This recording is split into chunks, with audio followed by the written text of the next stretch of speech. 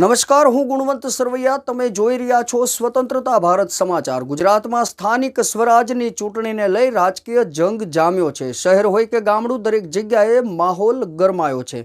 એક તરફ social media પર અનેક નેતાઓ અને પક્ષો સામે મતદારોનો રોષ જોવા મળી રહ્યો છે, તો બીજી તરફ કેટલાક એવા ચહેરા પણ છે જેમને જનતાનો ભરપૂર પ્રેમ મળી રહ્યો છે. આજે આપણે વાત કરીશું સુરત મહાનગરપાલિકાના વોર્ડ નંબર 16ની, જ્યાં આમ આદમી પાર્ટીના ઉમેદવાર પાયલ સાકરિયાનો એક અનોખો વિડીયો સોશિયલ મીડિયામાં વાયરલ થઈ રહ્યો છે. સ્થાનિક સ્વરાજની ચૂંટણી 2026 નજીક આવી રહી છે, ત્યારે સુરતના રાજકારણમાં મોટી હલચલ જોવા મળી રહી છે. વોર્ડ નંબર 16માંથી આમ આદમી પાર્ટીએ ફરી એકવાર પોતાના લોકપ્રિય ઉમેદવાર પાયલ સાકરિયા પર વિશ્વાસ મૂક્યો છે.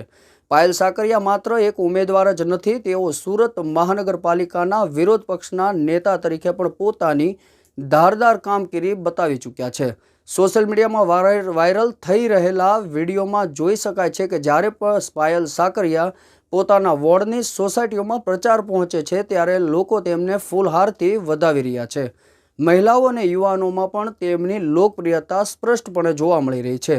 ગત ટર્મમાં કાઉન્સિલર તરીકે કરેલા કામો અને હંમેશા પ્રજાના પ્રશ્નો માટે લડતા રહેવાની તેમની આગળ શૈલીને કારણે લોકોને ફરીથી આવકારી રહ્યા છે.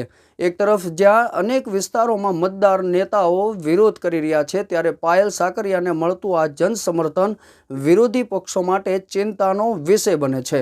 પ્રજા વચ્ચે રહીને કામ કરવાની તેમની રીત આ વખતની ચૂંટણીમાં શું રંગ લાવશે તે જોવાનું રહ્યું. પાયલ સાકરિયાના વાયરલ વિડીયોએ સુરતના રાજકારણમાં ચર્ચાઓ જગાવી છે. ત્યારે સવાલ ચોક્કસ થાય કે શું આ જનસમર્થન મતમાં પરિવર્તન થશે કે કેમ? આનો જવાબ તો પરિણામ જ આપશે. સ્વતંત્રતા ભારત સમાચાર ચેનલને સબસ્ક્રાઇબ ન કરી હોય તો સબસ્ક્રાઇબ કરી લેવા વિનંતી, જેથી નવી અપડેટ આપના સુધી પહોંચતી રહે. અમારા કામ બધા અમારા કામ સુરત જાણે છે અને જોઈએ છે, એવું નથી જોયા. બસ આ જ અભિલાષા જોઈએ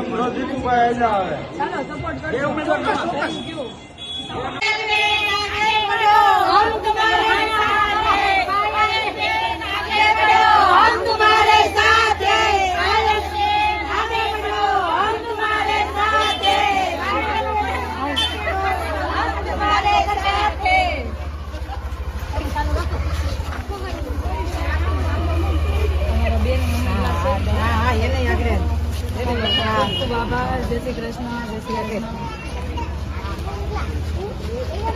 રશ્મિતાબેન પરમાર. એમ કીધી રે ફોટો એ પકડ્યો. હાલ